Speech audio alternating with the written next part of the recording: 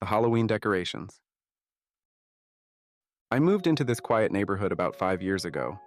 It's the kind of place where people keep to themselves, nod politely at the mailbox, and otherwise stay inside their own worlds. But there was one neighbor who broke through that invisible barrier for me. Arthur. I'll never forget the first October I spent here. I was driving home from work when my eyes lit up as I passed his house. Arthur, like me, was a Halloween fanatic. Growing up, Halloween had always been my escape.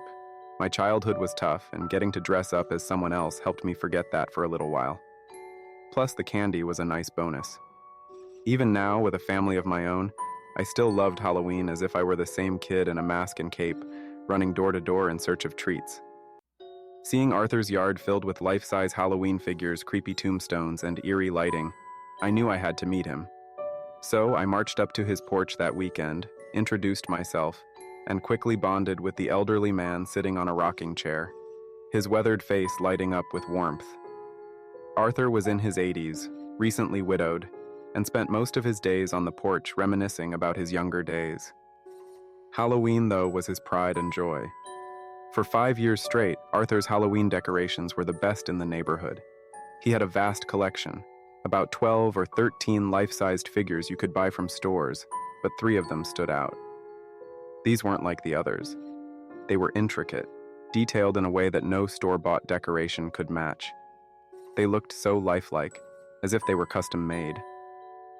Arthur didn't remember where or when he got them, but he was particularly proud of those 3 figures. These are my special ones. Arthur would say with a wink every year as we set them up.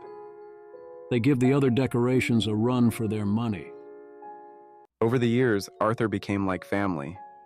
I'd visit him almost daily, and every Halloween, I'd help him set up his yard. We'd talk for hours about how to scare the trick-or-treaters, where to place the fog machines, and which music would really set the mood. But this year, everything changed. Arthur passed away a few months before October. He'd left me something in his will, his beloved Halloween decorations. He knew how much they meant to both of us. When October came, I took it upon myself to honor Arthur's memory by setting up his collection in my own yard. I spent hours meticulously arranging each piece, making sure it looked just as Arthur would have wanted. His 3 prized figures, especially, had to be placed just right. I smiled as I stood back to admire the final result. It wasn't just a Halloween setup, it was a tribute to a man who had become my friend. Arthur would have been proud. But that pride turned to devastation the very next morning. As I stepped out to grab the paper, my heart sank. My yard was in chaos. Decorations were knocked over, ripped apart, and worse. Most of the life-sized figures were gone.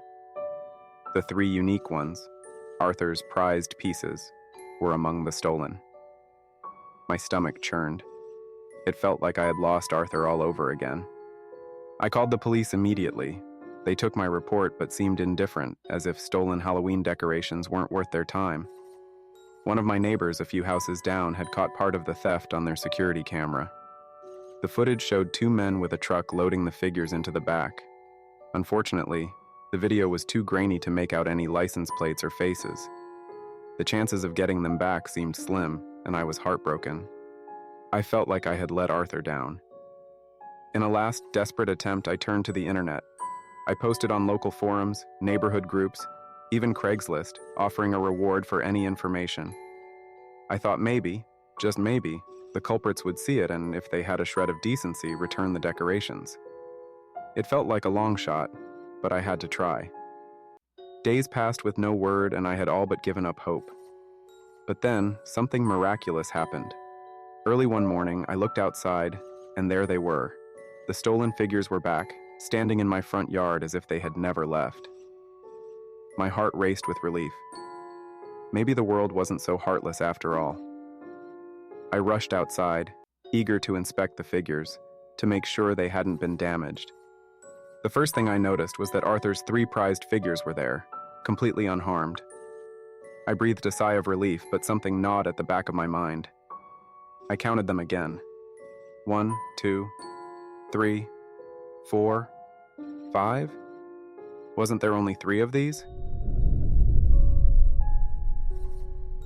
Thank you for listening to this terrifying twist tale. Please support this channel by liking and subscribing.